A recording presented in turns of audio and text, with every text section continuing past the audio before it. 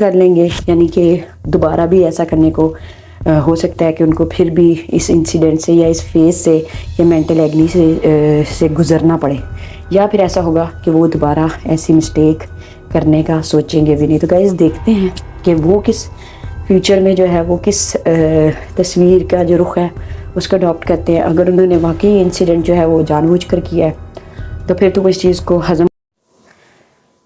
अस्सलाम वालेकुम गाइस, कैसे हैं आप? उम्मीद है आप सब ठीक होंगे। तो guys welcome to my channel. और आज का जो मेरा रिव्यू है वो आजकल फिर एक सोशल मीडिया पे एक टॉपिक चल रहा है, राहत फ़तेह अली ख़ान का अपने स्टाफ मेंबर के ऊपर जो है वो तशद्दुद। तो मुझे बहुत से फ्रेंड्स ने बोला कि इसके ऊपर रिव्यू दें, इस पर पॉइंट ऑफ व्यू दें। तो गाइस वीडियो को प्रॉपर्ली स्टार्ट करने से पहले सबसे पहले मेरी आपसे रिक्वेस्ट है कि आप मेरे चैनल को सब्सक्राइब कर दें और वीडियो को लाइक शेयर और कमेंट कर दें। ये तो गाइस टॉपिक की तरफ आते हैं तो जल्दी मैं इसका रिव्यू दूंगी। इस पर बहुत से लोगों ने जो है वो अपने रिव्यूज़, अपने पॉइंट ऑफ व्यू और अपनी इंकशाफात किए हैं, लेकिन मैं इस पर यह बात कहूँगी कि ये भी बताया गया है कि उन्होंने जो है वो नशे की हालत में जो है वो अपने स्टाफ मेंबर के ऊपर जो है वो तशद्दुद किया है, बीइंग अ टीचर किया है। और अब उनकी अपोलोजाइज़ या जो अपोलोजाइजिंग स्टेटमेंट है वो भी सामने आ गई है और उनके स्टूडेंट की भी सामने आ गई है। तो सबसे पहले तो गाइस मैं ये बात करूँगी कि आप अगर टीचर हैं या आप एक दुनिया में जो है वो मानी जानी पर्सनैलिटी हैं, सबसे पहले तो आपको इस चीज़ का एहतियात करनी चाहिए कि इस तरह की जो इंसिडेंट हैं वो, या इस तरह के जो आपसे किसी भी हालत में आपसे कुछ भी हो जाता है तो वो नहीं होना चाहिए। सेकेंडली ये भी कहा जा सकता है, पता नहीं शायद वो उस वक्त किस कैफियत में होंगे, वो उस वक्त किस लेवल पे उनकी माइंड जो सिचुएशन होगी, उनका जो स्टेटस होगा, उनका जो फेज़, वो पता नहीं किस सिचुएशन से गुजर रहे होंगे कि वो इतना अग्रेसिवली जो है, इतना अग्रेशन शो कर रहे थे, इतना अग्रेसिवली जो है उन्होंने उन पर तशद्दुद किया। और मैंने वीडियो भी देखी, उन्होंने बाल भी खींचे, शूज़ के साथ भी मारा, थप्पड़ भी मारे, जो कुछ मतलब वो कर सकते थी, ही डन दैट। तो पहली तो बात है ये नहीं होना चाहिए। दूसरी बात ये इंसान इस फेज से दो सिचुएशन में गुजरता है। एक ये कि जब उसको बिल्कुल पता ही नहीं होता कि वो किस माइंड की किस सिचुएशन, गुस्से की किस हालत तक जा रहा है, किस पीक तक जा रहा है, तो उसने वो ये किया या वो करता है।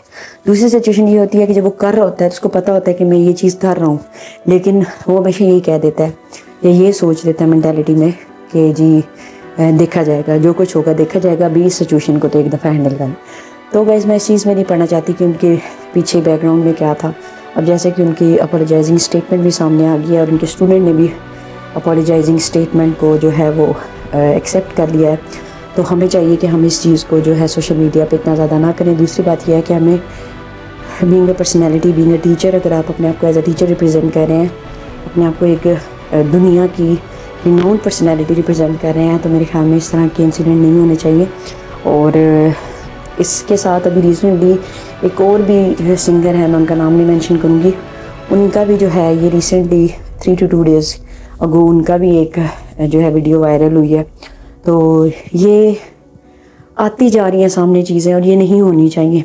हमारी जो यंगस्टर्स हैं, जो देखने वाले हैं आपको, उनके इस चीज़ से वाकई दिल दुखते हैं और उनको इस चीज़ का अंदाज़ा नहीं है कि इस चीज़ से जो है वो क्या चीज़ उनके वो जो है उनमें कितना गम और गुस्सा हो जाता है।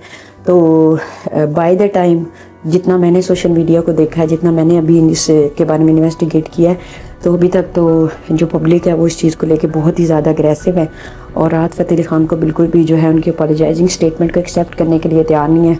तो मेरे ख्याल में अगर एक दफ़ा इंसान से गलती हो जाए तो उसको जो है जो वो एक्सेप्ट कर रहे हैं कि मेरे से गलती होगी, और जिनके साथ हुआ जब वो खुद बजाते खुद जो है वो इस अपोलोजाइजिंग स्टेटमेंट को एक्सेप्ट कर रहे हैं, तो मेरे ख्याल में हमें भी इस चीज़ को माफ़ कर देना चाहिए। और हमें एटलीस्ट जो सोशल मीडिया पे जो प्रोपेगेंडा जो है चला रहे हैं, ये चल रहा है, उसको हमें अवॉइड करना चाहिए। उस छोटी छोटी बातों को इग्नोर करना चाहिए कि छोटी सी बात मतलब ये कि मतलब उनकी अपोलोजाइजिंग स्टेटमेंट आ गई है, उससे पहले जो हुआ that was a big issue. लेकिन जब उनकी अपोलोजाइजिंग स्टेटमेंट आ गई है तो हमें स्टेटमेंट के ऊपर प्रोपेगेंडा नहीं करना चाहिए, हमें इस चीज़ को इग्नोर करना चाहिए ताकि उनके लिए जो है वो नेक्स्ट अब इस चीज़ के भी दो आगे साइड इफ़ेक्ट्स निकल सकते हैं। या तो वो अपोलोजाइजिंग स्टेटमेंट के बाद इस चीज़ को जो है वो पी जाएंगे, हज़म कर लेंगे, यानी कि दोबारा भी ऐसा करने को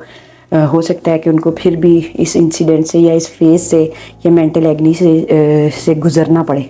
या फिर ऐसा होगा कि वो दोबारा ऐसी मिस्टेक करने का सोचेंगे भी नहीं। तो गाइस देखते हैं कि वो किस फ्यूचर में जो है वो किस तस्वीर का जो रुख है उसको अडॉप्ट करते हैं। अगर उन्होंने वाकई इंसिडेंट जो है वो जानबूझकर किया है तो फिर तो वो इस चीज़ को हज़म कर लेंगे, सोशल मीडिया का प्रेशर नहीं लेंगे। और अगर उन्होंने वाकई ही गलती की है, उनसे मिस्टेक हुई है, तो वो फिर नेक्स्ट टाइम इस चीज़ को अवॉइड करेंगे। और उम्मीद है अगर मेरी वीडियो उन तक पहुँचे तो उनको ये चीज़ देखनी चाहिए कि वो एक दुनिया में रिप्रेजेंटेटर हैं, टीचर भी हैं, लेकिन टीचर्स का नाम खासकर इतना बदनाम ना करें कि वो जो एक्ट करें उसको एज अ बीइंग टीचर की कैटेगरी में दे दें।